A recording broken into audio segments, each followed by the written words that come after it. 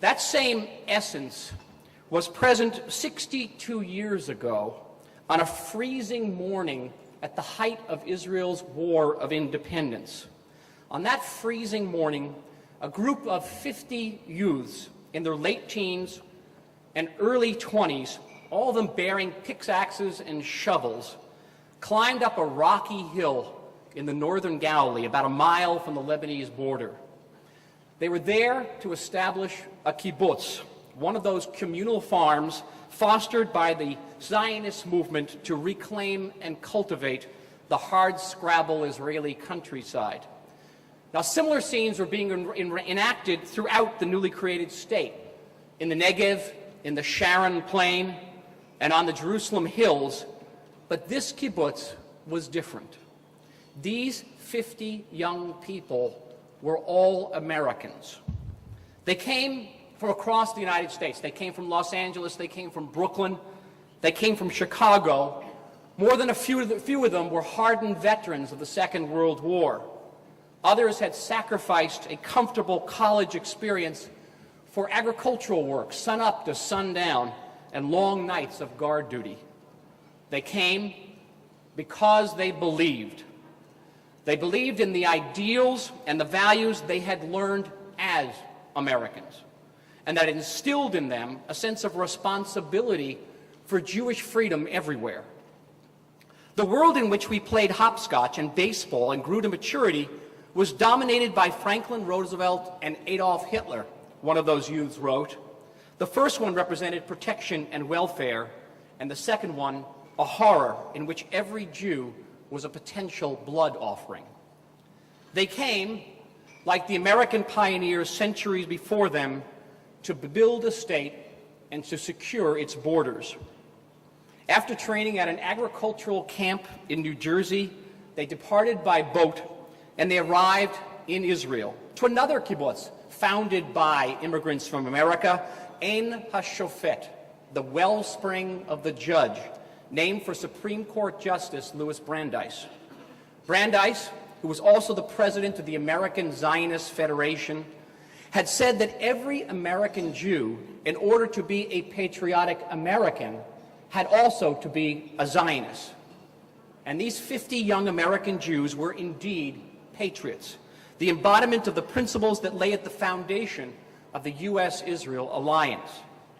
They climbed that hill and they broke ground for the first of a huddle of drafty shacks that would be their new homes, and they called their kibbutz after an ancient Jewish city that had existed on that very site.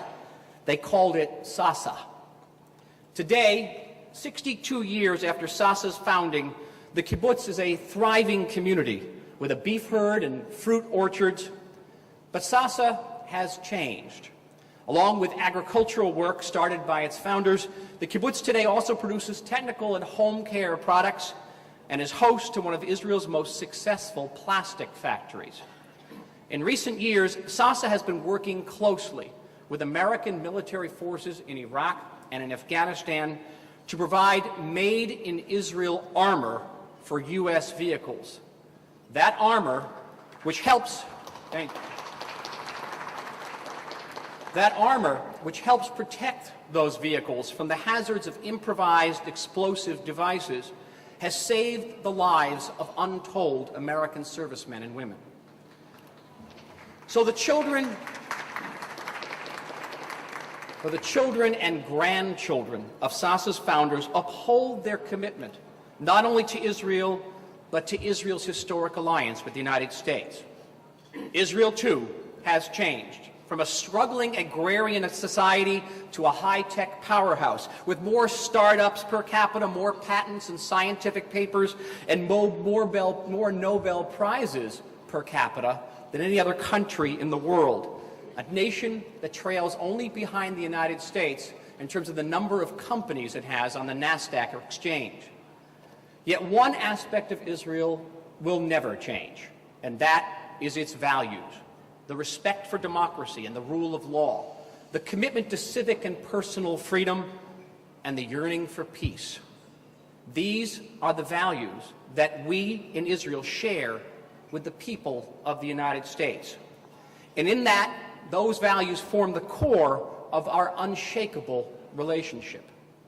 We share the vision of a secure and recognized Jewish state of Israel, living side by side with a stable and nonviolent Palestinian state, and the government of Israel is deeply committed to working with President Obama to realize that vision.